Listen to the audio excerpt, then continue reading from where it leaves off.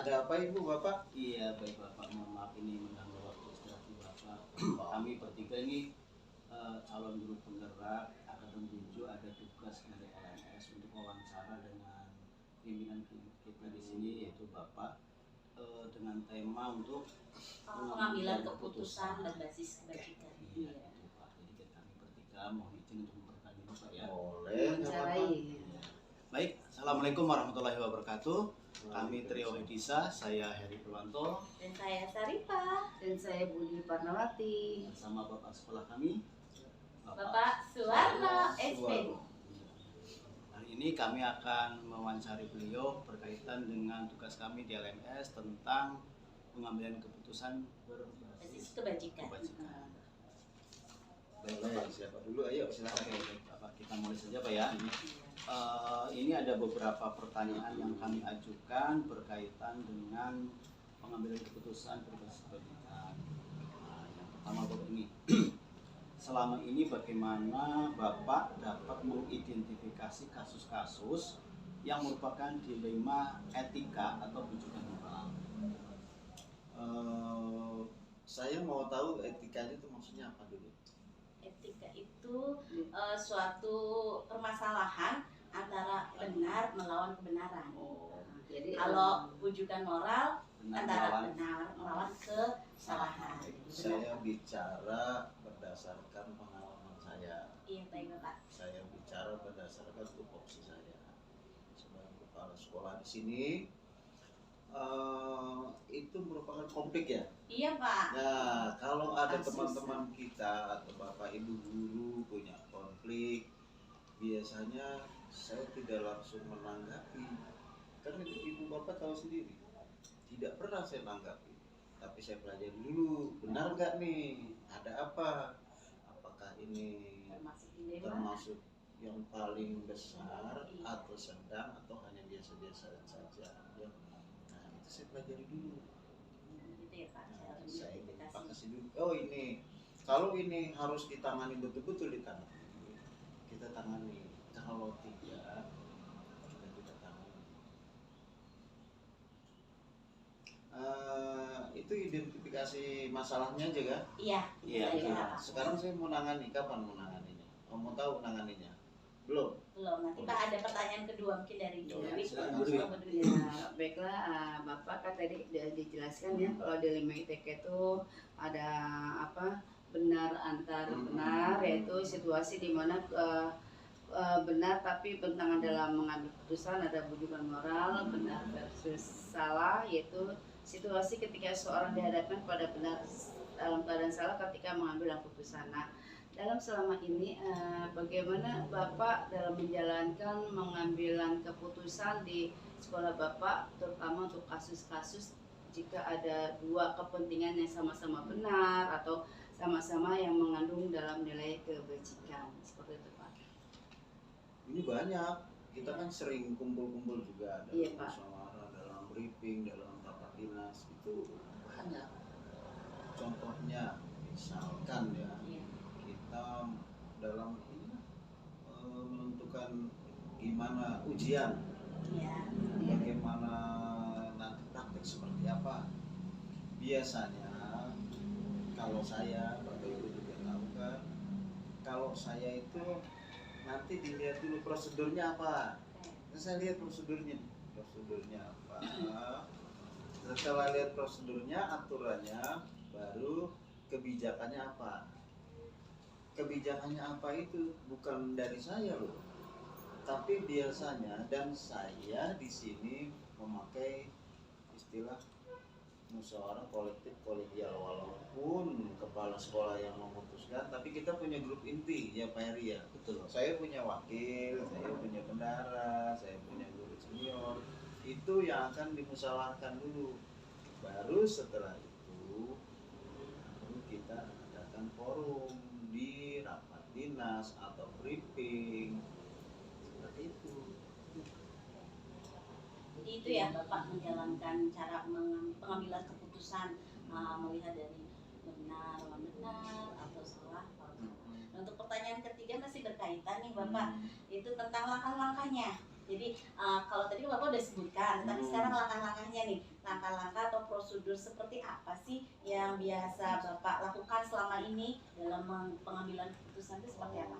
Misalkan harus ini loh, gini gitu. Jadi langkah-langkah yang pertama yang Bapak Jadi lakukan memang apa? Kedua, memang ketiga, step by ya stepnya. seperti tadi yang saya bilang, pertama kita lihat nih fenomenanya apa, Kasusnya misalkan apa gitu ya Pak kasusnya ya? apa nih, Oke, baik. kasusnya apa nih, oh kasusnya tentang liburan. Iya. Nah, kayak kemarin kan kita liburan, ada yang bilang tanggal 17 libur, tanggal 18 libur, kemudian ada yang bilang tidak. Nah itu kita lihat dulu perkembangannya, aturannya tuh gimana. Oh aturannya seperti ini, tapi jangan dulu di Expose gitu ya kalau langsung expose. ditangani gitu ya. Teman-teman, saya punya tim. Ya, selama ini saya punya tim. Nah, saya bicarakan dengan Wakasek, dengan guru senior, bendahara, dengan sekretaris itu apa dampaknya nih. Baru saya ngomong-ngomong, nanti sambil itu sambil cari informasi lain. Dan informasi itu bukan dari saya aja, bisa dari teman-teman yang lain. Itu nanti kita kumpulkan, barulah nanti kita putuskan. Biasanya hari-hari menjelang 2-3 hari penentuan baru kita putuskan. Dan alhamdulillah hari ini kita putuskan bahwa tanggal 17, tanggal 18 itu masuk. Masuk ya Pak ya. Nah, Siswa juga masuk karena juga. isunya kemarin-kemarin tanggal 17, tanggal 18 tidak masuk. Itu seperti itu. Keputusannya ya Pak Jadi ya. langkah-langkahnya diidentifikasi dulu, kita identifikasi dulu, terus kita musyawarahkan Iya. dengan inti. Mhm. Nah, setelah itu baru kita akan briefing atau kita akan rapat dinas. Ya baik, terima kasih Bapak.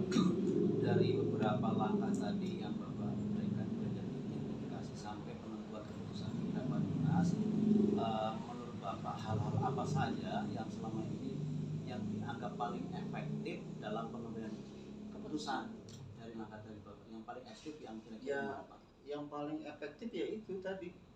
Ya, kita jangan mengambil keputusan itu berdasarkan diri sendiri. Iya.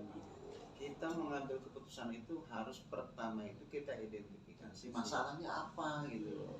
Setelah kita tahu masalahnya baru kita musyawarahkan.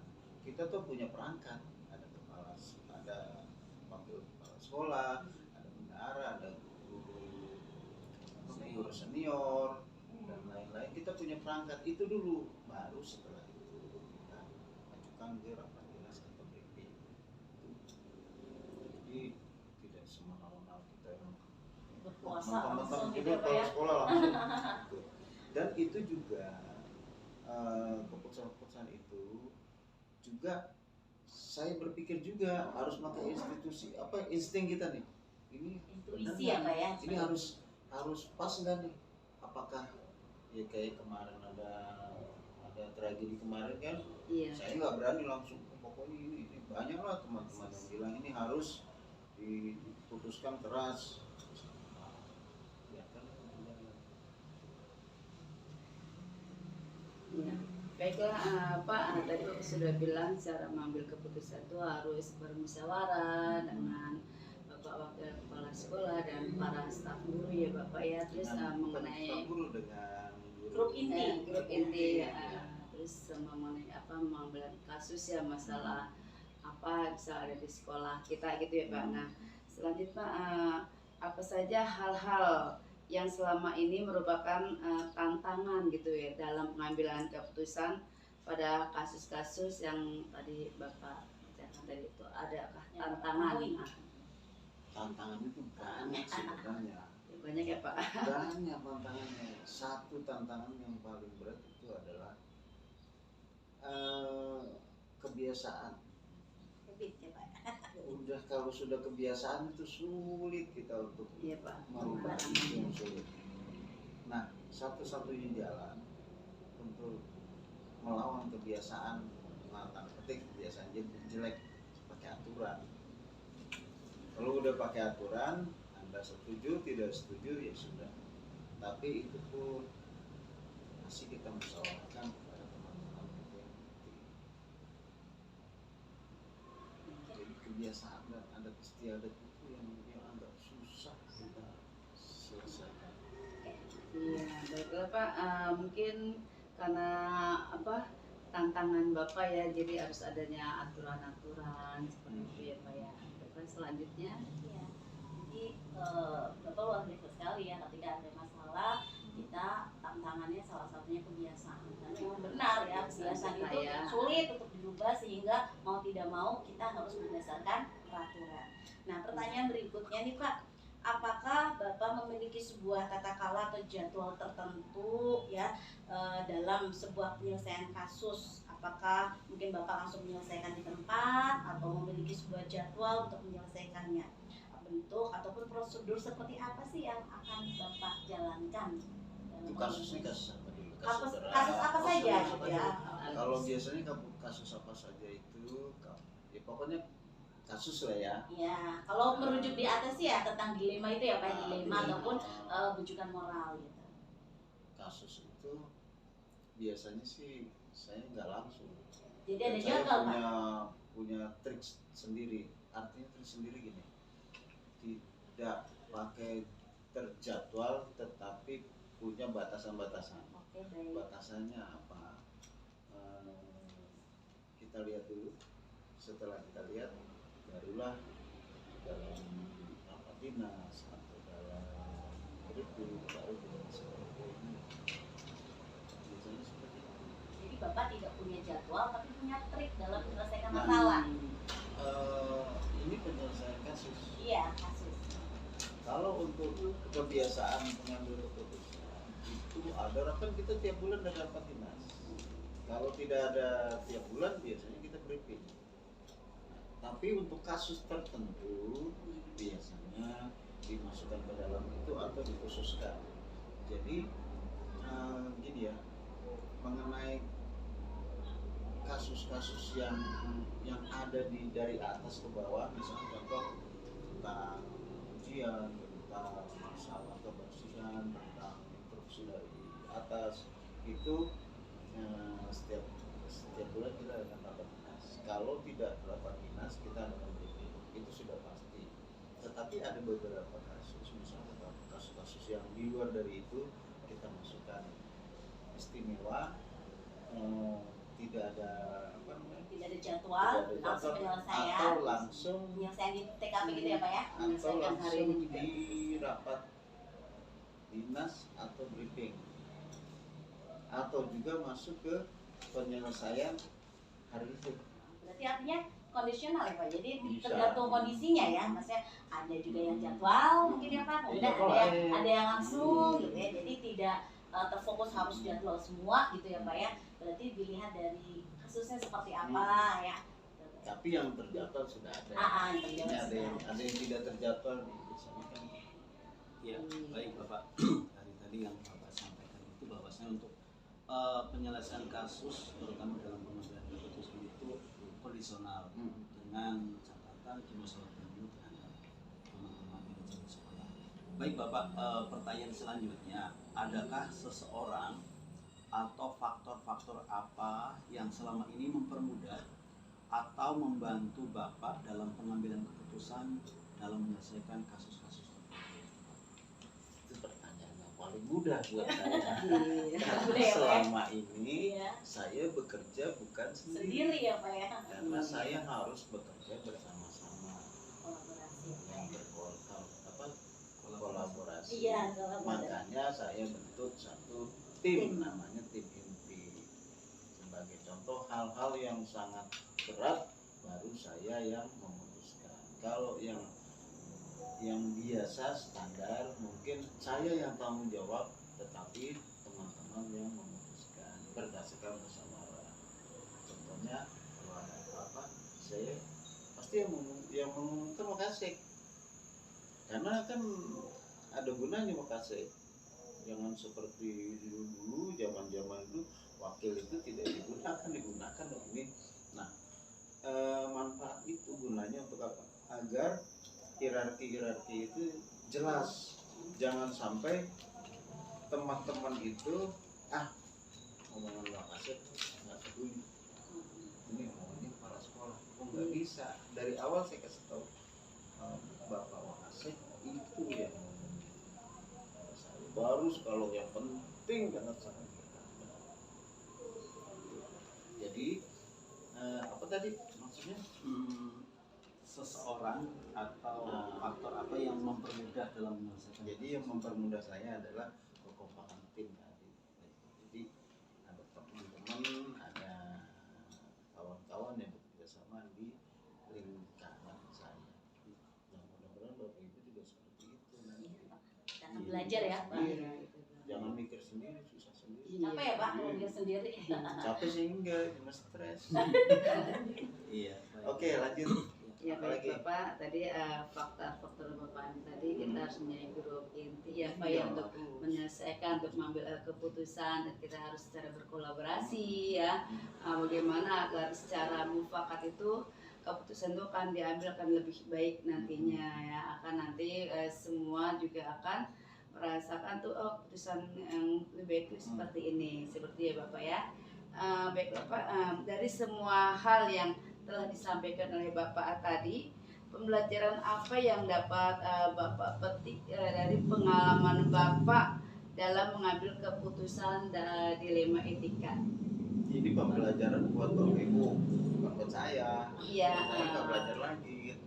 Yang saya cara mengambil keputusannya. Jadi ya mohon maaf, ini ada satu pembelajaran buat kita bahwa kita kalau mengambil keputusan itu pertama identifikasi dulu. Iya. Ini keputusannya apa, kenapa, sebab akibat, dari insting kita dulu. Setelah itu baru kita kolaborasi dengan teman yang inti tadi, baru kemudian kita adakan pengambilan keputusan. Iya. Jadi jangan sendiri. Iya, kita memang harus bersama-sama ya Pak Dan dalam satu hal Bapak Ibu, dalam keputusan juga kita taati peraturan. Iya. Itu pokoknya peraturan itu dulu.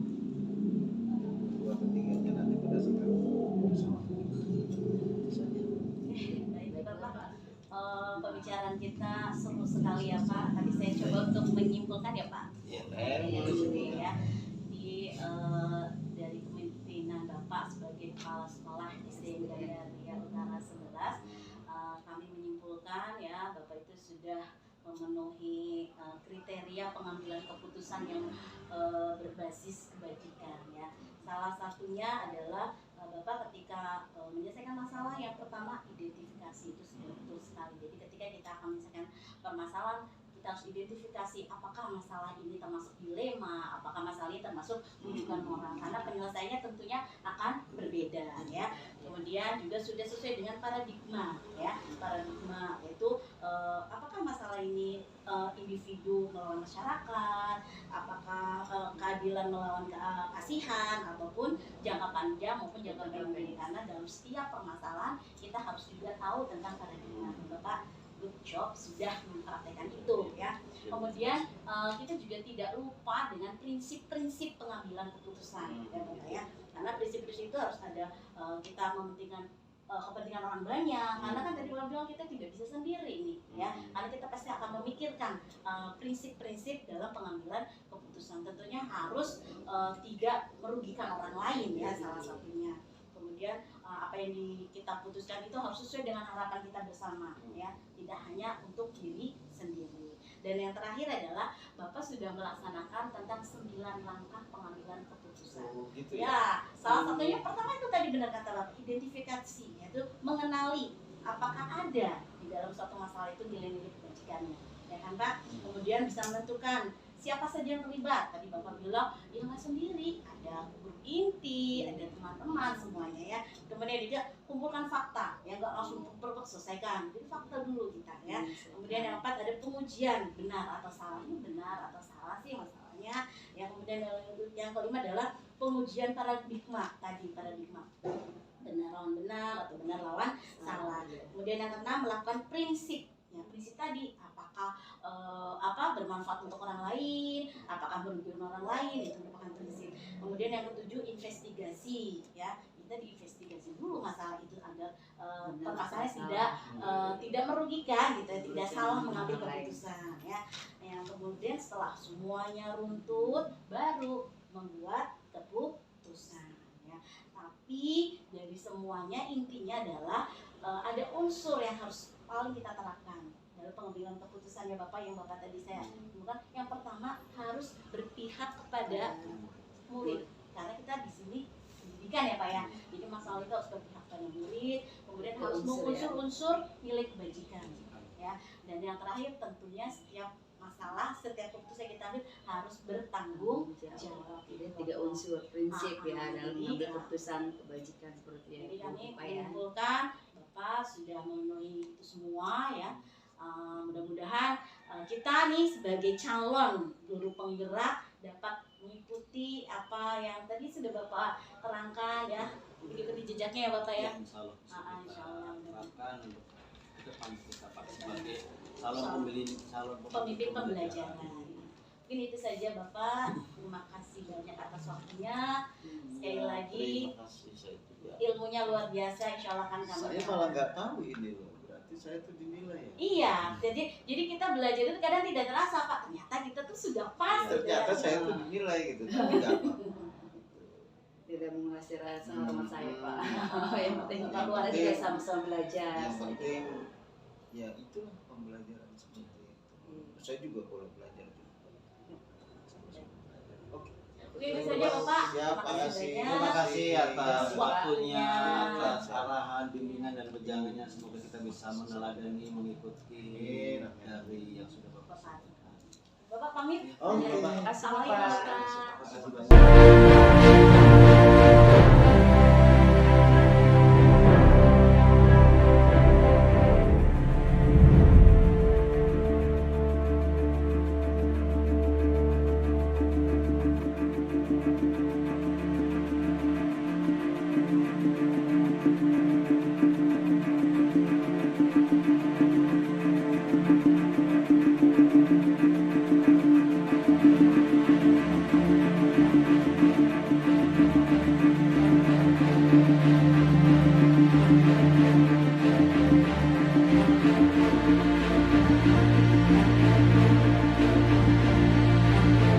Bismillahirrahmanirrahim. Assalamualaikum warahmatullahi wabarakatuh. Waalaikumsalam warahmatullahi wabarakatuh. Perkenalkan, saya Heruwanto SPD dari SDN Gandari Utara 11. Saya adalah CGP Angkatan 7 dari DKI Jakarta. Di sini ada Ibu. Saya Ibu Sarifah SPD dari SDN Gandaria Utara 11 dan juga calon guru penggerak angkatan 7 akan mewawancari Ibu Wasini SPD sebagai kepala sekolah SDN Gandaria Utara 03 ya Pak ya. Apa kabar Ibu? Alhamdulillah sehat. Waalaikumsalam. Ibu, mohon maaf ini mengganggu aktivitas dan istirahat Ibu. Kami di sini ditugaskan untuk sedikit wawancara dengan Ibu selaku pimpinan di sekolah ini dalam rangka untuk mengambil keputusan.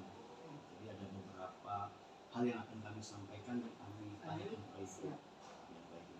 Yang pertama Ibu, selama ini bagaimana Ibu dapat mengidentifikasi kasus-kasus yang merupakan dilema etika atau rujukan? Baik. Kebetulan di sekolah kami SDN Gandaria Utara 03 ada salah satu kasus yaitu siswa kelas 3B pada saat itu. Anak tersebut di dalam kelas itu tidak bisa diam, selalu mengganggu temannya.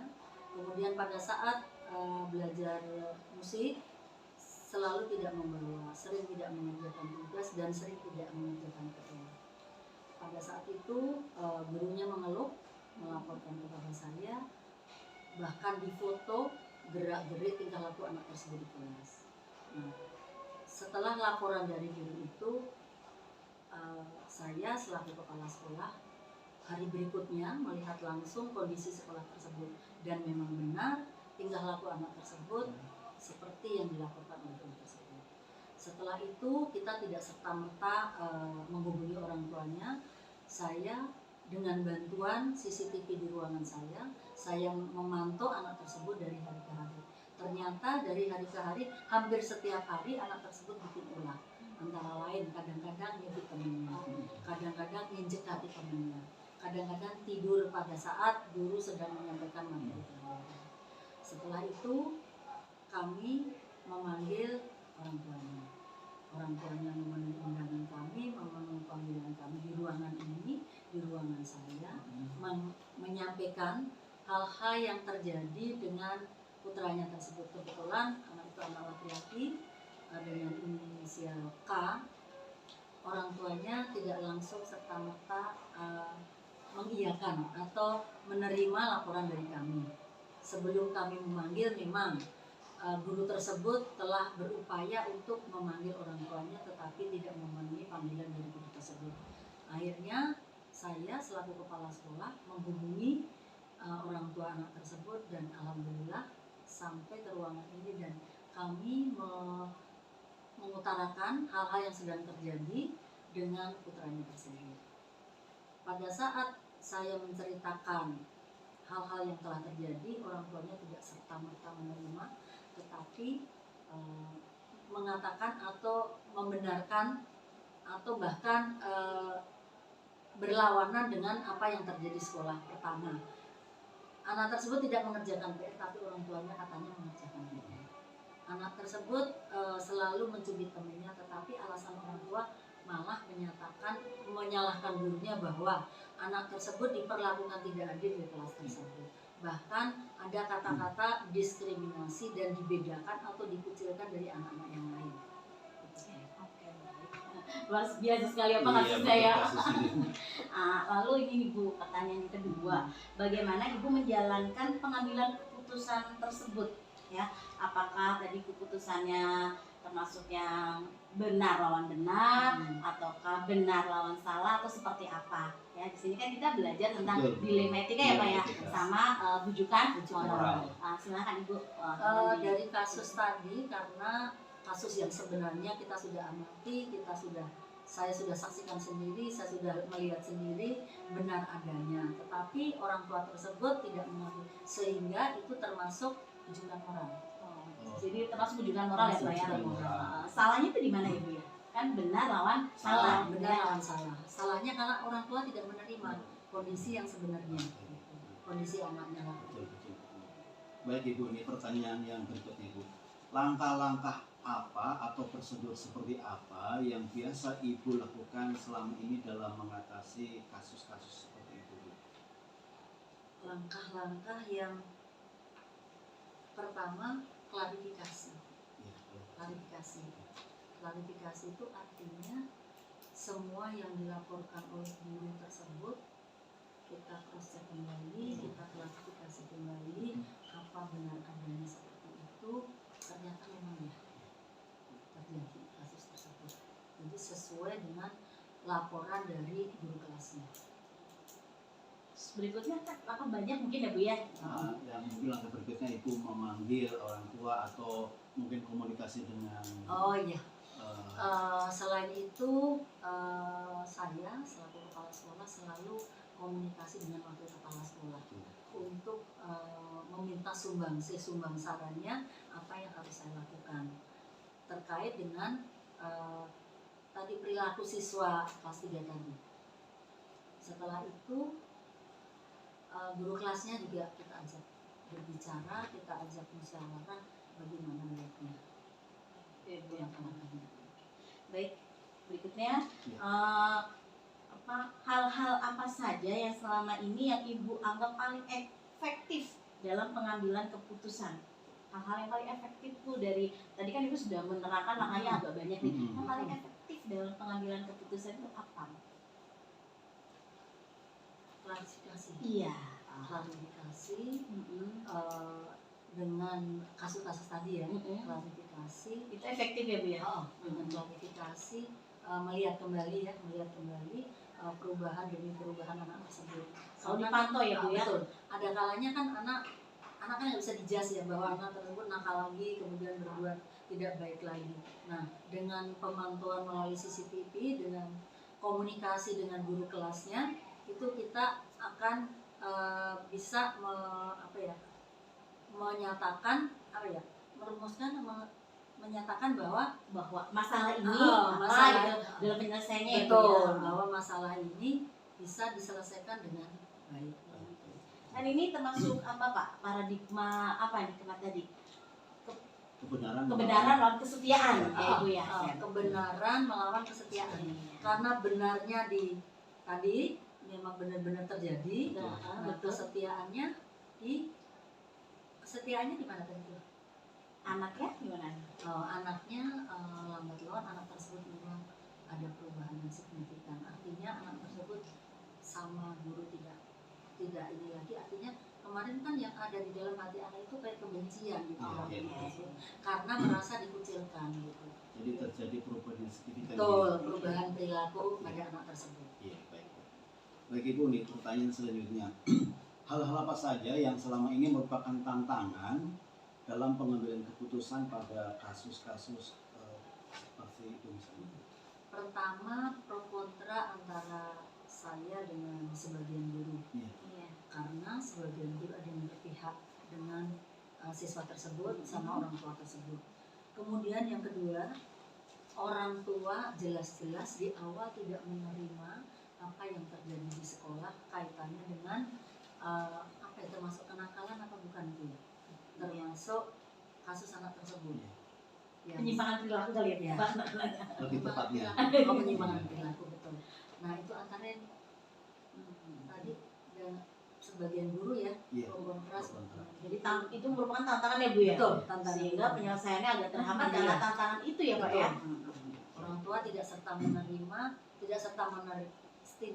merta menerima apa yang terjadi di sekolah dan apa yang terjadi dengan anak tersebut. Dan guru-guru sih pada dasarnya hampir 90% mendukung karena mereka dari kelas 1, kalau dulu kelas 1 kan pernah ya, tapi kelas 2 juga pernah, tapi nggak sehebat kelas 3 ini.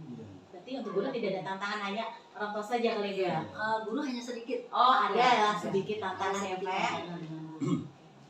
Baik Ibu, apakah Ibu memiliki sebuah tatkala atau jadwal tertentu dalam sebuah penyelesaian kasus tersebut Bu? Atau mungkin Ibu langsung gitu dalam menyelesaikannya?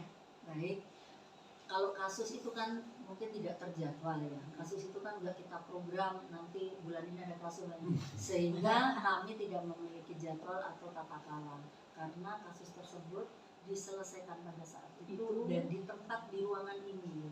Kondisional berarti ya. Kondisional ya Bu ya. Dan alhamdulillah bisa terselesaikan. Alhamdulillah bisa terselesaikan. Ya, begitu. Nyambung pertanyaan berikutnya Ibu. Adakah seseorang atau faktor yang selama ini mempermudah atau membantu Ibu dalam pengambilan keputusan dalam menghadapi kasus-kasus tersebut? Baik, tentu saja ada karena kami adalah teamwork. Kami terdiri dari beberapa unsur komunitas pendidikan. Yang pertama itu wakil kepala sekolah saya itu mendukung kita memberi sumbangsi untuk menyelesaikan masalah tersebut. Selain wakil kepala sekolah, ada guru yang kita anggap senior. Guru tersebut sudah berpengalaman di bidangnya karena sering menyelesaikan kasus tersebut. Kemudian tidak lepas juga dari guru kelasnya. Guru kelasnya memberikan ya sedikit masukan juga karena guru kelas tersebut yang melihat sehari-hari tentang anak tersebut.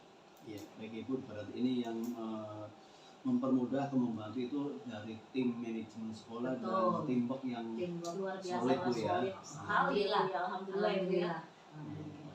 Ini terakhir ya Pak ya, pertanyaan terakhir. Tadi kan Ibu sudah menyampaikan Ibu dari A sampai Z, kita sampai mendengarkannya luar biasa ya kasusnya. Terus pembelajaran apa sih yang dapat Ibu petik dari pengalaman pengambilan kasus rujukan moral ini? Dengan kasus-kasus yang tadi sudah saya sampaikan ya, dari pertama sampai akhir itu kita berpedoman kepada tiga unsur pengambilan keputusan. Yang pertama berpihak pada siswa, kemudian mengandung nilai kebajikan, dan yang ketiga adalah bertanggung jawab.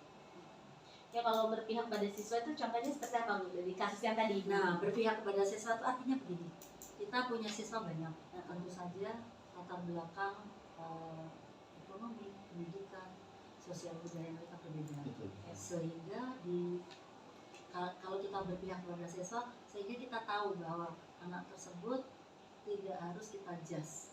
Artinya pelan-pelan kita dari hati ke hati kita ajak berkomunikasi secara rutin.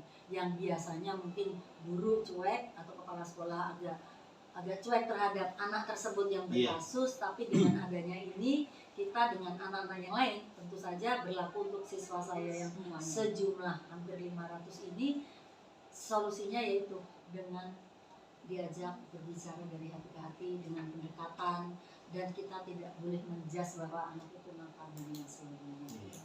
Betul sekali, itu sesuai dengan senada dengan filosofi Iya, jadi Dewantara bahwa kita harus apa Pak? Memerdekakan anak.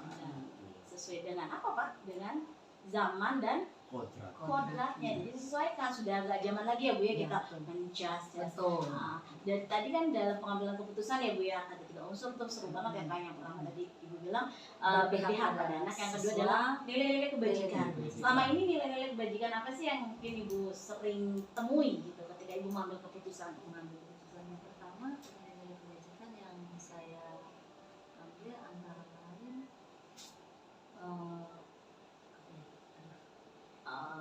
Mungkin bisa apa Pak? Kejujuran, Betul. bisa ya. menanamkan kejujuran, Iya. kejujuran kepada semua siswa. Kadang-kadang habis upacara bendera hari Senin itu siapapun pembina upacara, saya selalu meminta waktu paling tidak 5-10 menit untuk memberi motivasi mereka. Yang pertama mengapresiasi mereka yang mungkin nilainya bagus, kemudian yang ikut lomba juara dan lain sebagainya, sehingga anak-anak yang lain akan termotivasi. Baik Ibu, terima kasih atas waktunya, dan ini merupakan apa ya, ilmu baru bagi kita. Iya. Ke depan kita sebagai calon guru penggerak masih perlu belajar Bimbingan. bimbingan, arahan, wejangan dari Ibu yang sudah senior dalam mengambil keputusan Bu ya. Kan Ibu sudah pengalamannya banyak banget. Nah kita ini lagi belajar nih Bu. Ya, supaya nanti keputusan kita putuskan itu secara bijak, tidak bisa tidak merugikan salah satu pihak. Baik, mudah-mudahan seperti itu. Apa yang saya sampaikan itu mudah-mudahan kalau yang bermanfaat monggo diambil, kalau yang tidak bermanfaat mungkin bisa dikesampingkan, diambilkan. Iya. Sangat bermanfaat Ibu. Bisa dia Pak ya. Iya. Baik Ibu, terima kasih atas waktunya. Insya Allah nanti kita bisa ketemu kembali untuk menimba ilmu, menimba dari pengalaman Ibu. Baik. Terima kasih Bu. Mohon pamit. Assalamualaikum warahmatullahi wabarakatuh. Waalaikumsalam warahmatullahi wabarakatuh. Sama-sama.